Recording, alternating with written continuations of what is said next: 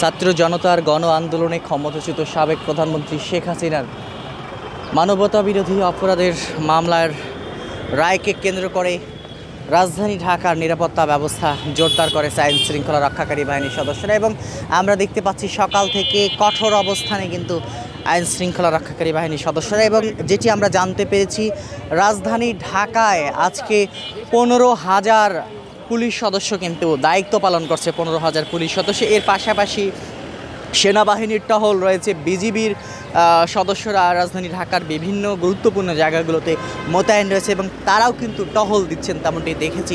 মূলত পুরো রাজধানী ঢাকার নিরাপত্তার চাদরে কিন্তু রয়েছে। তবে আওয়ামী লীগের কার্যক্রম নিষিদ্ধ সংগঠন আওয়ামী লীগের যে 2 দিনের লকডাউন কর্মসূচি, সেই লকডাউন কর্মসূচিকে ঘিরে এখন পর্যন্ত আমরা কোনো অপ্রীতিকর ঘটনা দেখিনি। সব কিছুই স্বাভাবিক চলছে এখন পর্যন্ত রাজধানী ঢাকায়।